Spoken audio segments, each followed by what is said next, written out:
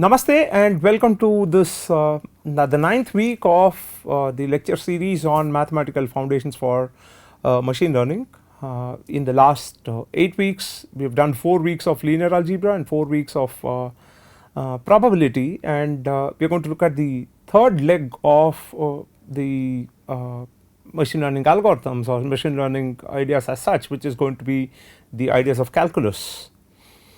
So in week 9 we are going to look at certain interesting things in calculus where the focus will be on derivatives, then partial derivatives, then we are going to look at the rules for differentiation, then we are going to look at collection of partial derivatives. We are going to understand much better for the simple reason that machine learning is all about optimizing the cost function and so on.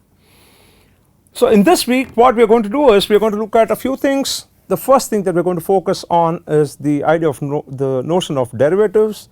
So we are going to look at the notion of derivatives, and we are going to look at Taylor series following that.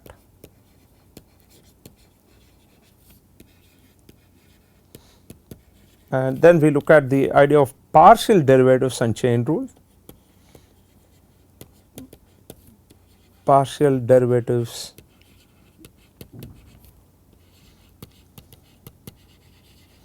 and chain rule.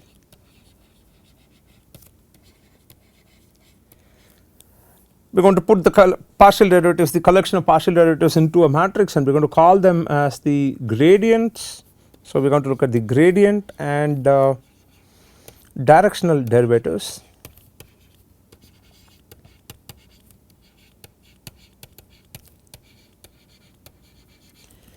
And then we are going to conclude this week's lecture with the idea of let us say Jacobian, Hessian, Jacobian and Hessian. So this week's, as I said, this week's lecture is going to focus on the notion of derivatives. We are going to look at the Taylor series, which is a very essential thing that we are going to do, and then we are going to look at partial derivatives, because you can have functions to vary in multiple dimensions, or I mean if it is a function of multiple variables, you can have variation along each of those variables. Then we are going to look at this idea of chain rule. This chain rule will come handy when we do the backpropagation algorithms in neural networks. We are going to look at chain rule, and we are going to look at, as I said, gradient, directional derivatives, Jacobian and Hessian. You do not really have to worry about these names, you must just know I mean what it contains, like what is it to say a Jacobian, what is the matrix corresponding to Jacobian, what is the matrix corresponding to Hessian, and why is Hessian matrix important in the context of optimization and so on. So we are going to look at that. So let's get on. So what are we going to do now? Remember, whenever we talk about machine learning algorithms, we always try to optimize an objective function. So what we do is we really start with the aim of optimizing what is called as an objective function.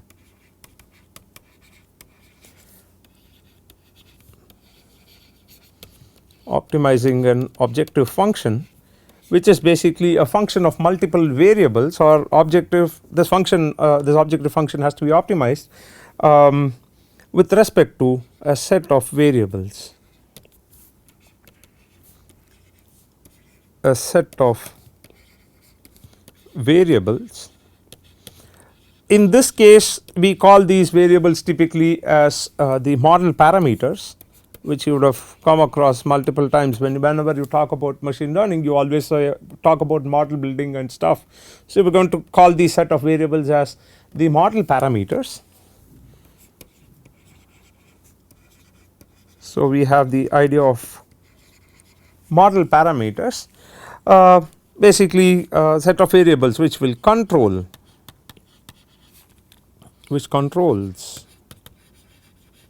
how well a model explains the data. A model explains the data.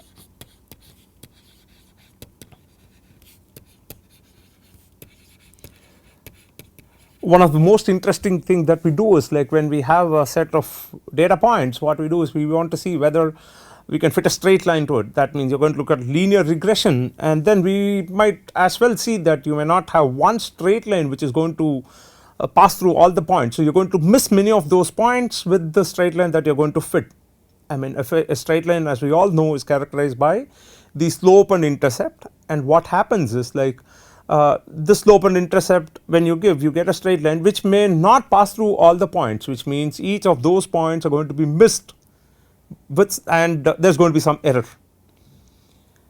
Now, so what do I want to do? This is something which is not new. We have already seen this in the context of our least square solutions problem in the case of linear algebra, right? We said that, look, I want to solve this Ax equal to b. I want to solve Ax is equal to b, where b does not belong to the column space of A or the range of A, right? We had this. If this is the case, then what we see is there is no way that I can find the set of values x which would help me express b as a linear combinations of the column vectors of the matrix A. That is not going to happen at all. So what we said, okay, we may not be able to solve for Ax equal to b, that does not mean that the problem cannot be solved. We will arrive at a compromise. What is the compromise that we are going to do? We are going to say that, look, I am not going to solve for Ax equal to b because there is no solution that exists. In which case, what I am going to do is I am going to find a representative of b in the column space of A, and I am going to solve for that representative of b which is there in the column space of A, right. And the condition was, we wanted to find out, see, the objective function in that case was, let us say, b minus, let us say, Ax.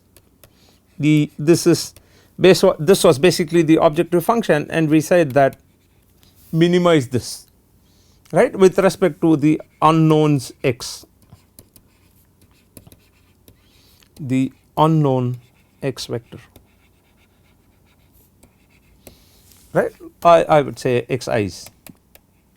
So this is what we had. This is precisely the statement of, let us say, linear regression. If you just have, I mean, you want to put let us say y is equal to mx plus c form, you could actually see that, okay, I am trying to fit a straight line where I need to find out the parameters x1 and x2 which corresponds to the intercept and the slope of the straight line, such that this error between the actual y or actual b and the obtained b, the squared error, must be as small as possible.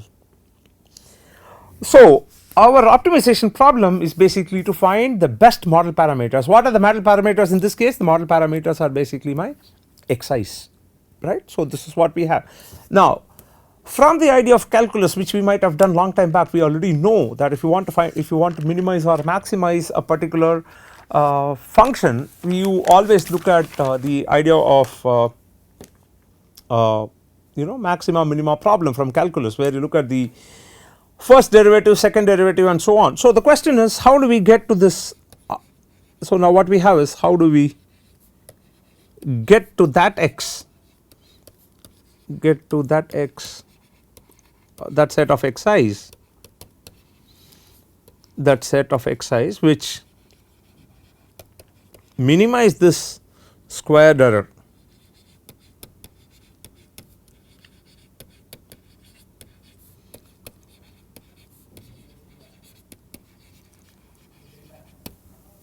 And that is exactly where we get into the idea of looking at a function, try to look at the derivative of a function, try to look at the derivative of the derivative, which is basically the second derivative, and you have done all these things in your high school and probably in your first year of undergrad and so on. So the question is, in order to find all these things, we need to look at the notion of derivative of a function.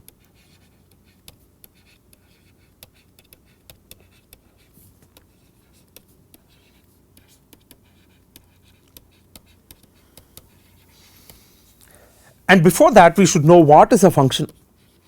The very fundamental thing is, like, what is a function? Before we get into this, we must know what is a function. So what is a function? A function, you all know from your high school definition, is nothing but a rule or a map. A rule, So a function is nothing but a rule or a map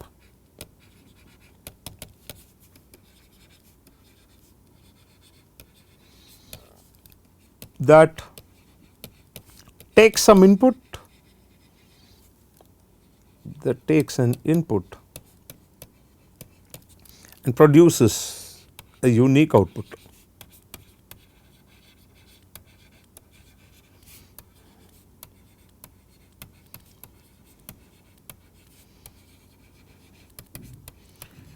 It's not something that you would have not seen. For example, you go to an ATM and then you tell this is the amount that you want. You say that you want some 2000 rupees out of your account from the ATM. You key in the input 2000 and the function is going to return you back currencies which are equivalent to the sum the currencies which would total up to 2000 rupees. I mean, other example is like you look at vending machine, you tell what is the item that you want, just feed that as your input or feed the cost, you're going to get that particular item to be dispensed by the vending machine. So that's basically a function that we have. So a function is always kind of associated with two important things. We have what is called as the domain of the function, as you all know, domain of a function, which is basically the set from which your input comes, right. So this is basically the set from which the input comes.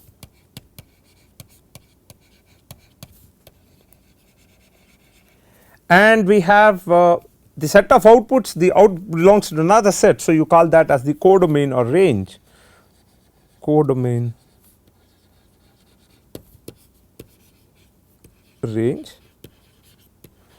If you actually see, codomain is the set from which the output comes and the range is actually the set of the outputs that you have. So you say that set to which the output belongs to.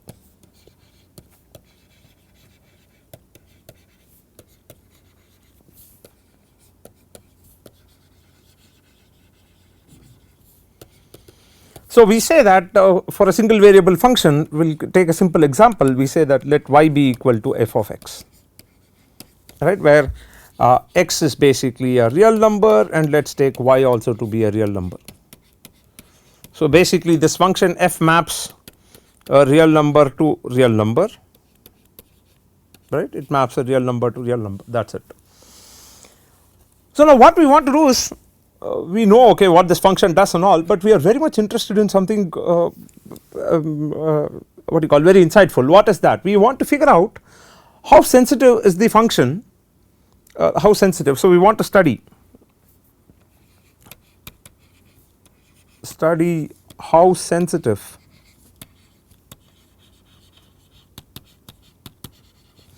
is the function's output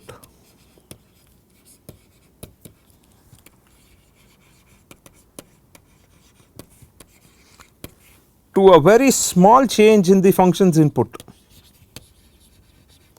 to a very small change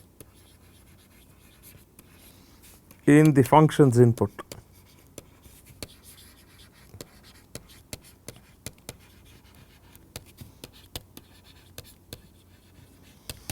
Right, we want to quantify this. So we want to look at what we call as the instantaneous rate of change of function. So we want to look at the instantaneous rate of change of the function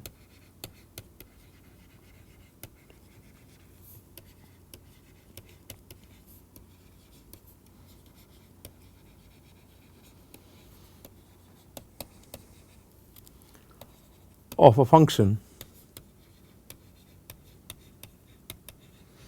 which is typically like okay fine, what is the calculating the velocity. If you want to calculate the velocity of a moving object from its given position function, so that is basically the instantaneous rate of change of the function. So what we are going to do is this instantaneous rate of the change of a function is what we are going to define as the derivative of a function. So we are going to look at the derivative of a function as derivative of a function is nothing but the instantaneous rate of change of the function.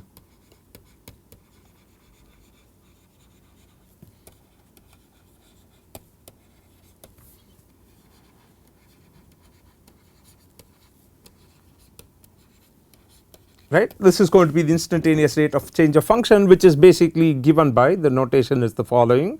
We write df by dx, we have taken y is equal to f of x, so I am using this. So I am going to have df by dx is nothing but limit h tending to 0 f of x plus h minus f of x divided by h, right.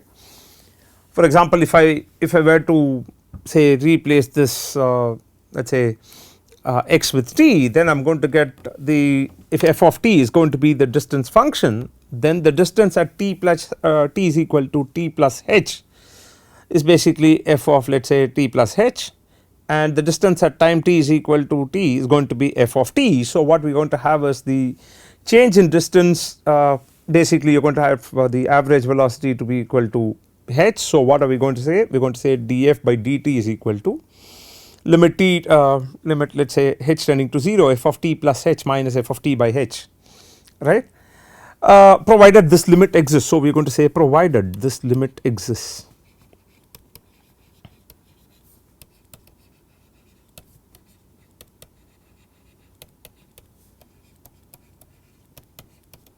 Now what does it mean to provide, say provided the limit exists? There should not be discrete jumps. If there is a jump, then there is a discontinuity and then you do not have derivative out there. So we say that provided the limit exists. And in fact I can give you some examples of derivatives which you would have done in your high school. I just want to have a recap. For the want of time we will not be able to look into all those details. We are just going to look at some examples. So we have derivatives of functions. I hope you have this, derivatives of some functions. We have f of x is equal to, okay, this is given by f dash of x, let us do that. So f of x is equal to x power n, then we have f dash of x is equal to, the first derivative is nothing but nx power n minus 1, then f of x is equal to cos x is going to be, the derivative is going to be f dash of x, which is minus sin x, then f of x is equal to sin x is equal to, implies the derivative is cos x, and then we have f of x is equal to e to the x. This fellow is interesting. We have already seen this with respect to some other concept earlier, where we did eigenvalues and eigenvectors. We just looked at the derivative of exponential function e power x is always e power x. That means how many ever times you take the derivative, the output is not going to change, and that is exactly what we had in case of our derivative. So this is going to be e power x and so on, right. So we call this f dash of x, this is to be the first derivative of the function. So we say that this is nothing but the first derivative of f of x.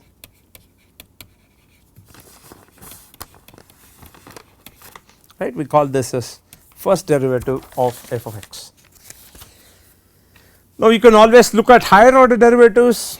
You can look at f double dash of x, which is nothing but the rate of change of the rate of change. So d by dx of df by dx, which you are going to call it as your acceleration in physics. This is going to be dx square f by dx square. Then you have this f triple dash of x, which is nothing but d by dx, the rate of change of the rate of change of the rate of change.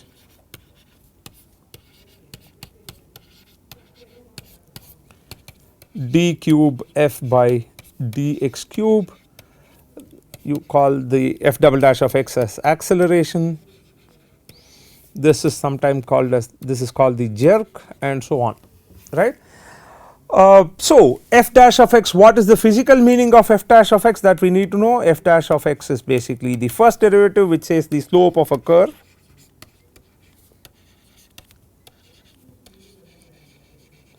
at a point, right. That is the meaning of the slope of a curve at a point. And what is it going to tell? It tells us if the function is increasing or decreasing at that point. If the function is increasing or decreasing at that point.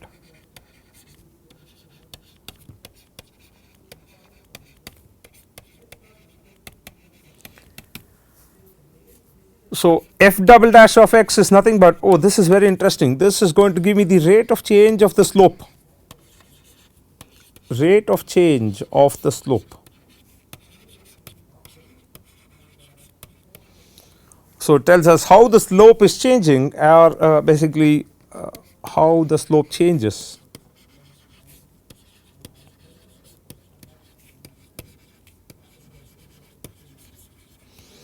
Basically saying increasing or decreasing or neither.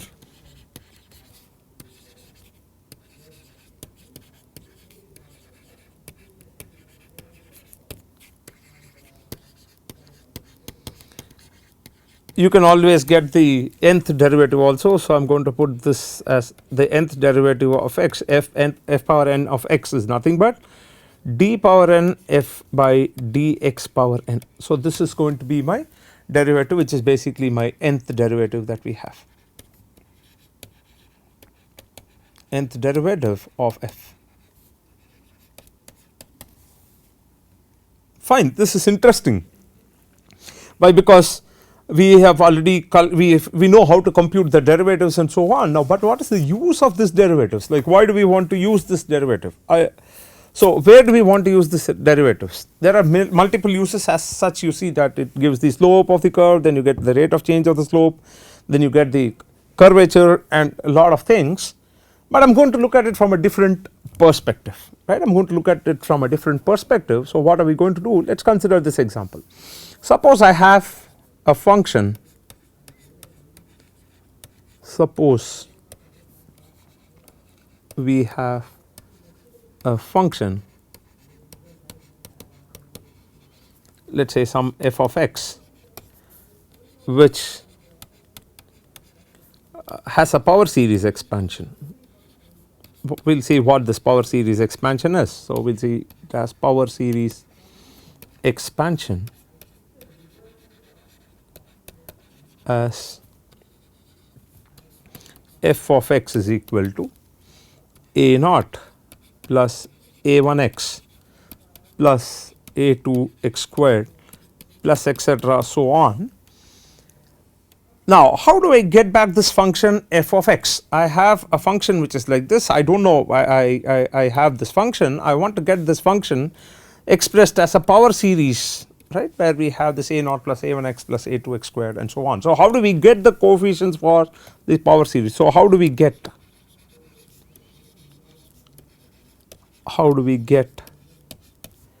a naught, a1 etc.? How do we get these coefficients?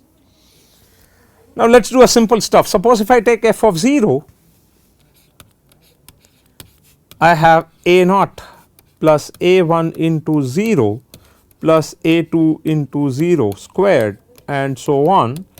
So, if I evaluate the function at 0, I get directly the coefficient, let us say a naught, right. I will take an example and quickly work on it, but I hope you get this, right. F naught is equal to a naught. Now, I want to pull the second coefficient. How do I pull the second coefficient? I can do one thing. So pulling the second coefficient, to pull the other coefficients, or to pull out or to get the values, of the other coefficients, we have the following. We take the help of derivatives here, right, a1 etc. We take the help of derivatives. Let us see what happens.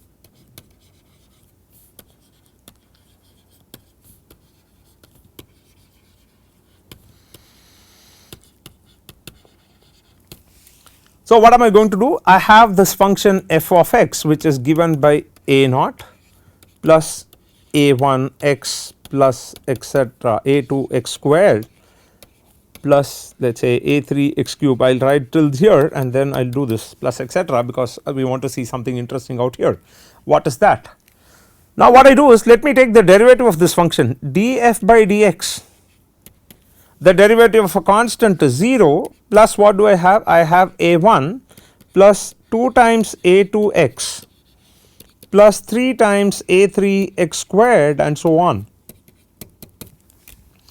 Now, I can I can pull out this coefficient a1 if I do something interesting here. What is that?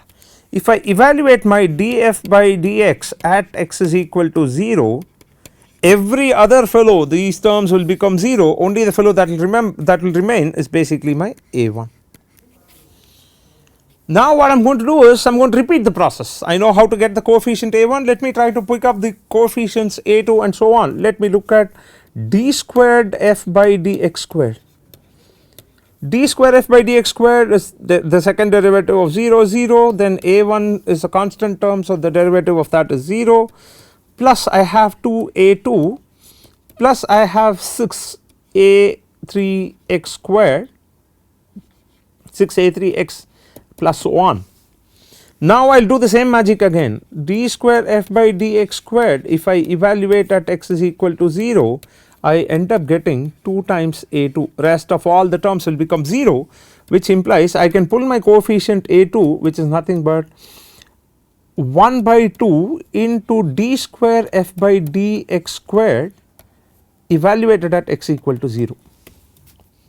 Let me repeat the same thing for d cube. We will see something interesting here. D cube f by dx square dx cube evaluate at x equal to 0, you end up getting, this gives 6a3, which implies a3 is equal to 1 by 6 into d square f by dx squared, oh sorry, d cube f by dx cube evaluated at x equal to 0 and so on.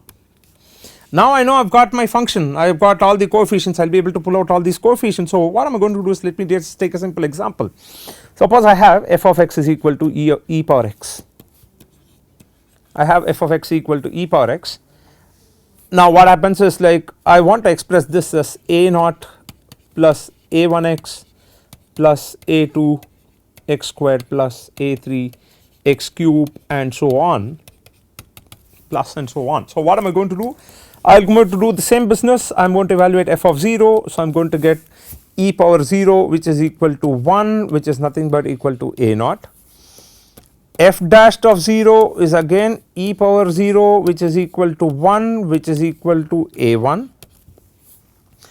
F double dashed of 0 is nothing but again e power 0, which is equal to 1, which is nothing but 2a2, which implies a2 is equal to half. F triple dashed of 0, that is the third derivative evaluated at 0, is going to give me e power 0, which is again going to be 1, which is nothing but 6 times a3, which implies a3 is equal to 1 by 6 and so on.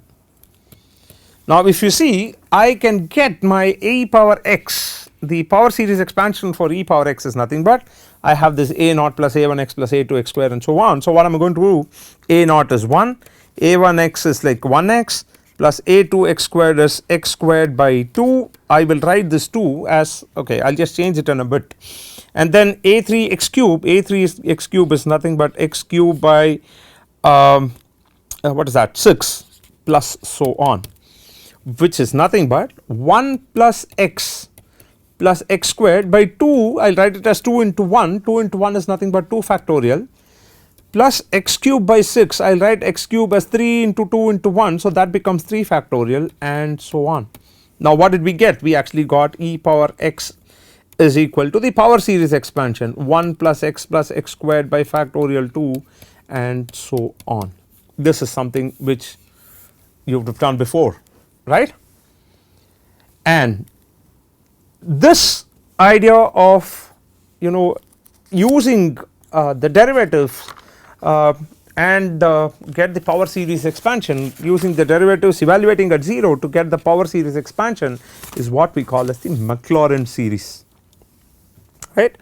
So what are we going to do? We are going to say f of x is equal to f of 0 plus f dashed of 0 into x plus f double dashed of 0 by factorial 2 into x squared plus f triple dashed of 0 into x cube divided by 3 factorial and so on. Let me just write this, this looks like 8, so let me make it 3 factorial, right, and so on.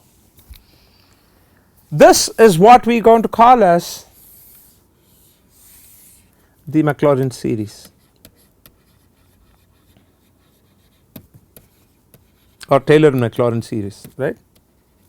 Maclaurin series. Now you are going to evaluate all of these things at x is equal to 0, the point x equal to 0. So what are we going to do now is, let us generalize this. So I can generalize this as f of x is equal to f of, let us say, some x naught plus f dashed of x naught into x minus x naught